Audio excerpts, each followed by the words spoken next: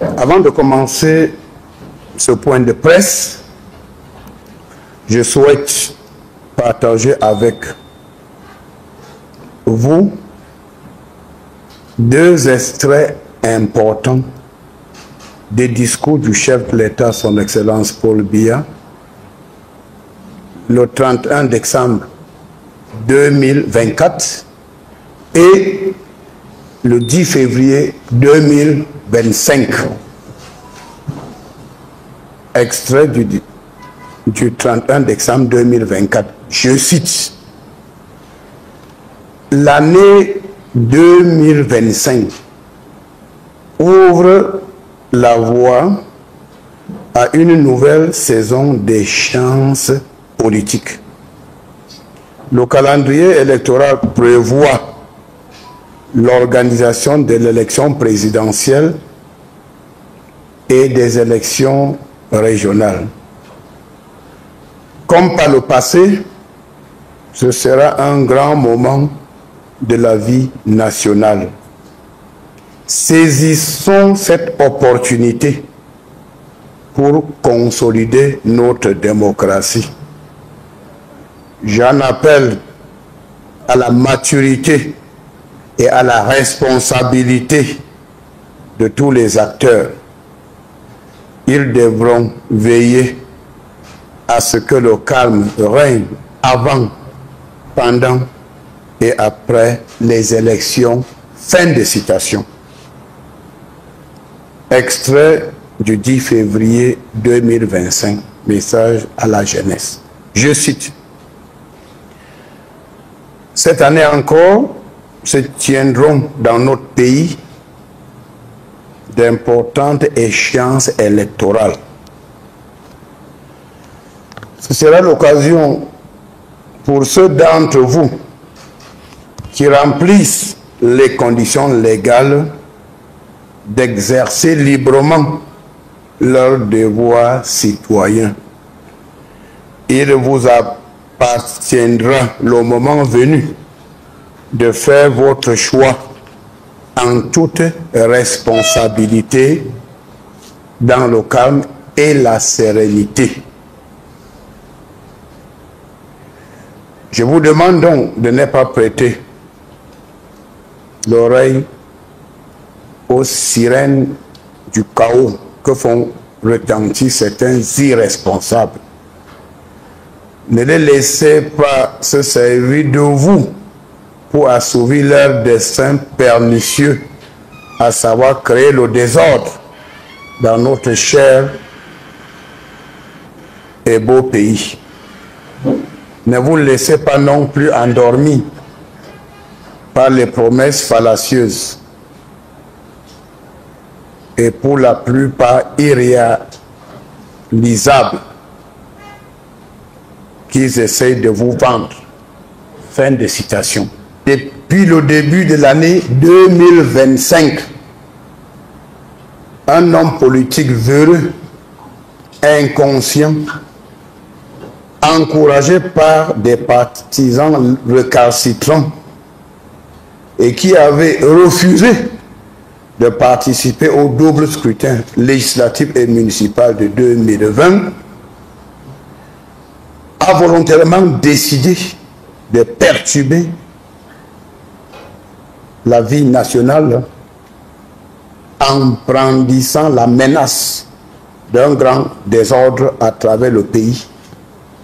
Et s'il n'est pas candidat à l'élection présidentielle de 2025, ses affidés, acolytes et partisans ont créé un soi-disant mouvement ou alliance illégale au sens de la loi qui, le moment venu, pourrait l'investir. Je voudrais attirer l'attention de tous les observateurs politiques sur certains faits majeurs, réels et indiscutables. Au moment de tenir les élections législatives et municipales de 2020, certains hommes politiques qui s'étaient fait remarquer négativement par des actes de violence des actes de vandalisme, des discours de haine, le tribalisme à outrance ont été interpellés et placés en détention. Il était question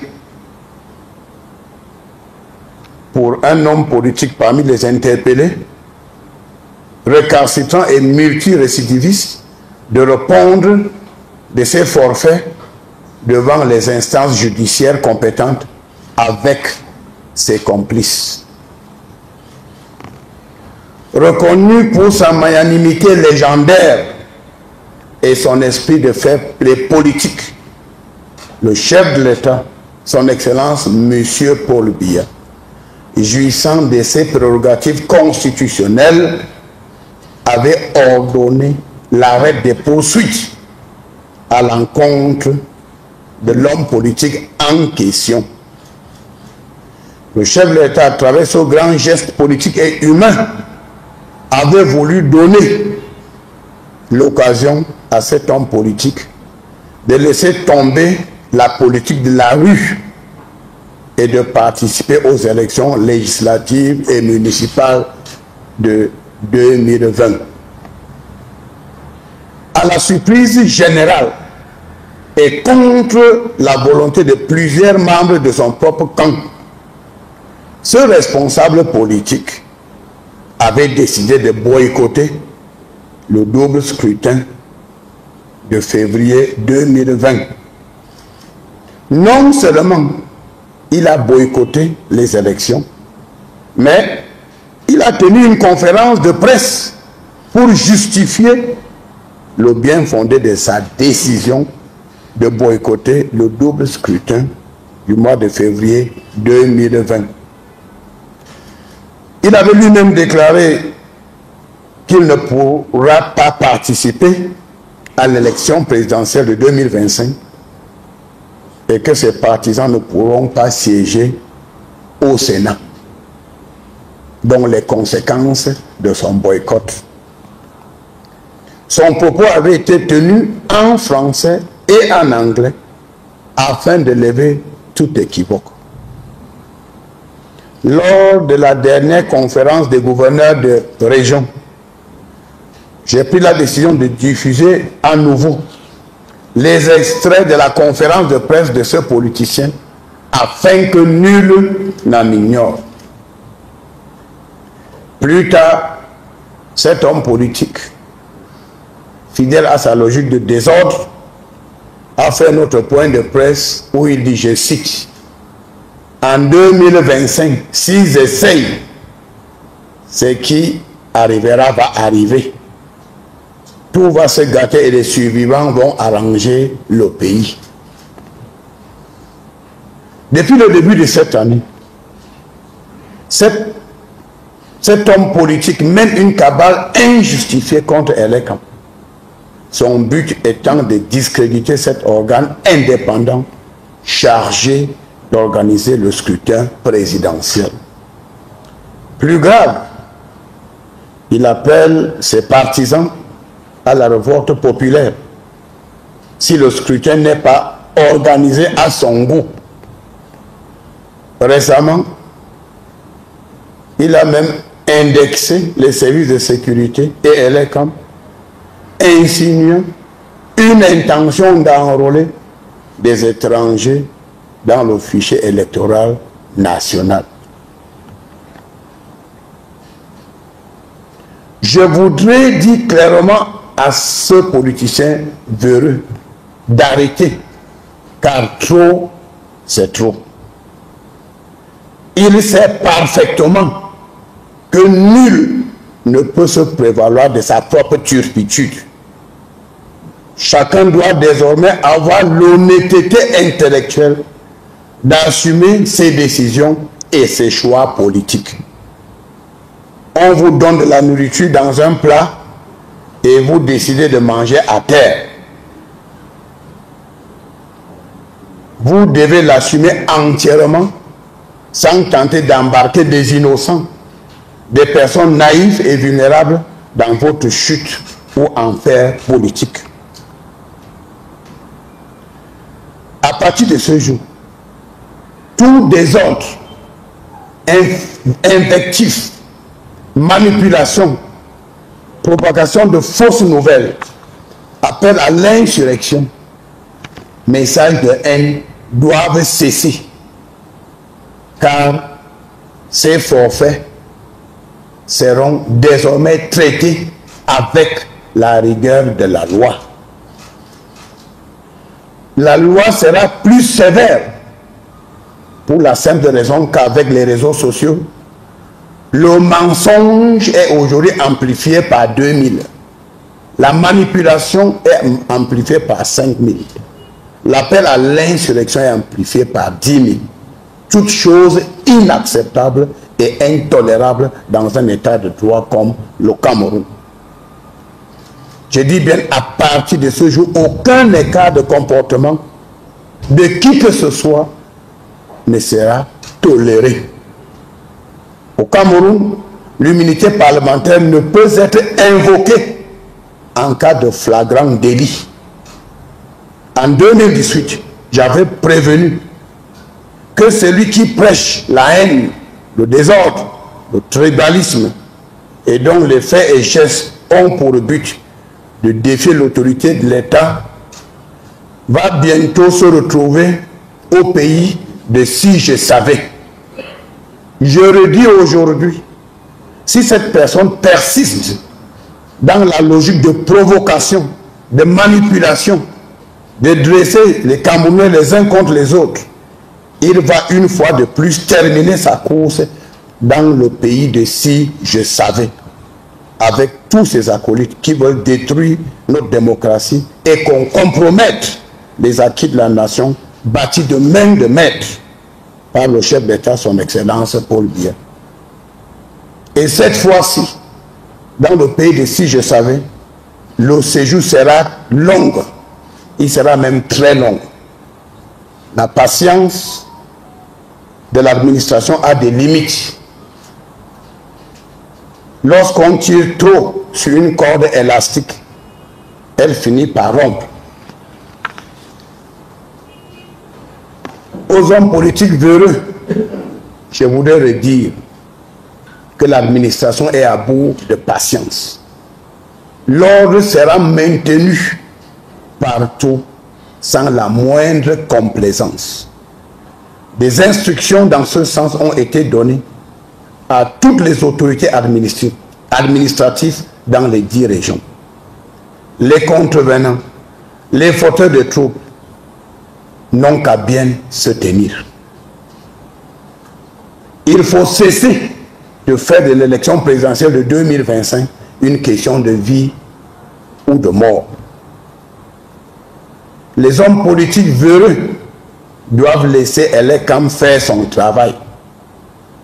Ceux qui ne remplissent pas les conditions de participer à l'élection présidentielle de 2025 peuvent attendre l'échéance de 2032. En somme, l'élection présidentielle de 2025 se tiendra dans le calme et la sérénité. Le ciel ne tombera pas en 2025. Le verdict des urnes sera respecté au moment venu. Je dis bien aux hommes politiques véreux, il ne faut pas franchir la ligne rouge tracée par l'administration. Les auteurs des mots d'ordre irresponsables seront entièrement comptables des conséquences qui en découleront. Force restera à la loi sans la moindre complaisance. Je vous remercie. Vous avez parlé de l'État tout à l'heure. Est-ce qu'au Cameroun existe des données sur les étrangers vivants au Cameroun? À combien sont-ils évalués pour ceux irréguliers et pour les irréguliers, à combien peuvent-ils être évalués? Après cela, monsieur le ministre, au-delà des élections, que fait l'État, l'administration pour garantir la nationalité dans le cas Merci. Donc, les questions à Elekam doivent être posées aux responsables d'Elekam. Je ne peux pas vous en dire plus. Dans le processus électoral, le MINAT est l'agent du gouvernement dans le processus électoral.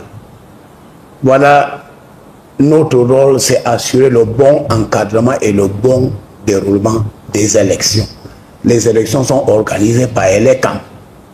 Le MINAT vient en tant qu'on accompagne le processus. Ça veut donc dire que les politiciens véreux, recalcitrants, qui prêchent le désordre et la haine, notre rôle, c'est de les recadrer et au besoin les interpeller. Voilà pourquoi j'ai pris la peine de faire cette mise en garde. Cette mise en garde à tous ceux qui pensent qu'ils vont perturber le processus électoral. On ne leur donnera pas la possibilité de perturber le processus électoral. Le chef de l'État le dit, débattons, ne combattons pas. Une élection, c'est une affaire de projet politique. La mobilisation des militants et mettre en place les mécanismes qui vous permettent de participer à une élection. Et si par défaut, vous n'avez pas fait votre devoir et vous êtes en difficulté, vous n'allez pas brandir la menace du chaos. Non. Non. Donc, le MINAT, notre rôle, c'est nous encadrons le processus électoral, étant entendu que ELECAM est indépendant. Donc, si vous avez des questions à ELECAM, vous allez poser ces questions aux responsables de l'ELECAM.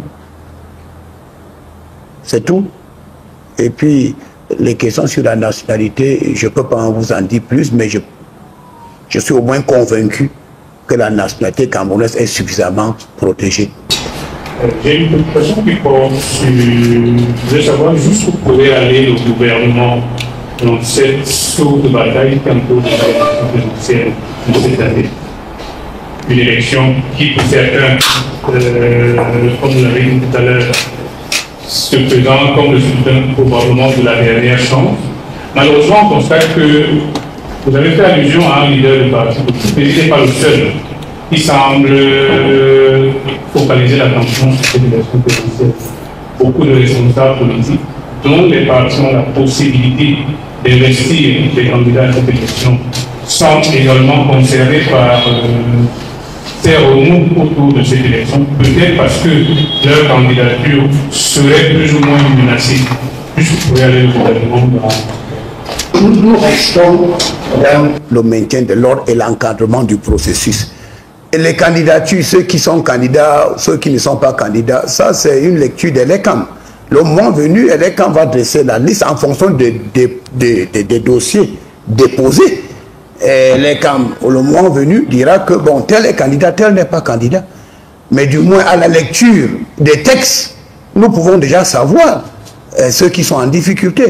Mais moi, ce que je dis, c'est qu'au moins, le président Paul Biya, qui est champion de fair play, a pris sur lui, en tant que père de la nation, de libérer les hommes politiques qui étaient en détention. Et quand le chef de l'État décide de libérer ces hommes politiques en détention, c'est pour leur dire, allez vous préparer et prendre part aux élections et rentrer dans la République à travers les institutions, dont l'Assemblée nationale, le Sénat, les municipalités.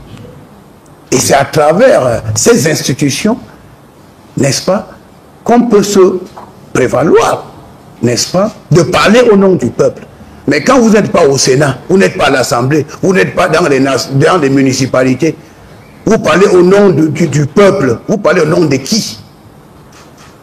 Vous parlez au nom de qui? Moi, je peux vous dire que l'administration a tout fait pour accompagner cet homme politique dont on parle aujourd'hui. Nous avons parfois gardé les préfets, les sous-préfets dans leur bureau jusqu'à minuit pour valider les dossiers de tous les candidats. Vous savez, la logique du président Paul Biya, c'est une démocratie inclusive où tout le monde doit participer. Le président Paul Biya n'a jamais été partisan d'une démocratie d'exclusion. Non. La liberté que nous avons au Cameroun aujourd'hui, c'est le président Paul Biya qui, en 1990, a décidé de donner la liberté au peuple camerounais. C'est le président Paul Biya qui a décidé d'abroger les lois d'exception afin que les gens s'expriment librement. Mais qu'est-ce que nous voyons aujourd'hui? C'est des injures, les invectifs, la manipulation, les gens qui prêchent le chaos. Et le président Paul Biya a si bien posé cette question en 1992. Est-ce que c'est ça que les Camerounais attendent de la démocratie? Le président Paul Biya a posé cette question. Le désordre, le chaos, la manipulation, le mensonge, les invectifs, ce n'est pas ça que les Camerounais attendent de la démocratie. Et c'est là où le président Paul Biya avait conclu: il ne faut pas jouer avec le Cameroun. Le président Paul Biya l'a dit, et c'est un avertissement aux hommes politiques irresponsables. Le chef de l'État, garant de la Constitution, a bien prévenu: il ne faut pas jouer avec le Cameroun. Et plus que jamais, cet avertissement du chef de l'État, son Excellence Paul Biya, est d'actualité. Il ne faut pas jouer avec le Cameroun. Vous êtes un homme politique, il faut être responsable. On vous donne la possibilité d'aller à une élection. Et vous dites que moi je ne pars pas à l'élection. Et aujourd'hui, c'est comme si vous étiez dans le sommet et vous vous réveillez subitement pour parler des élections. De quelles élections? Vous parlez de quelles élections?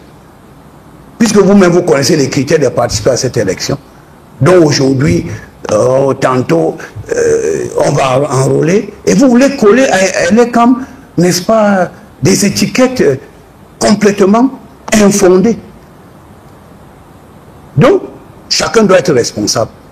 Et je dis, les fauteurs de troubles, tous ceux qui lancent les mots d'ordre irresponsables seront comptables des conséquences qui en découleront. C'est la vérité. Et j'ai bien dit, je dis là ce que j'ai dit.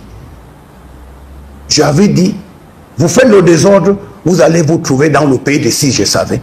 Mais cette fois-ci, le séjour dans le pays de si je savais sera de longue durée. Parce que trop, c'est trop. On ne peut pas continuer tout le temps à supporter les frasques d'un homme politique qui ne pense qu'à lui-même. Où est l'intérêt général?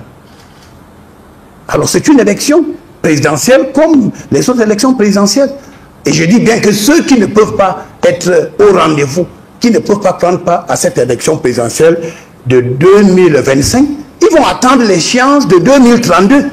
Le ciel ne va pas tomber. Ceux qui brandissent l'épouvantail, nous allons maintenir l'ordre avec la rigueur de la loi.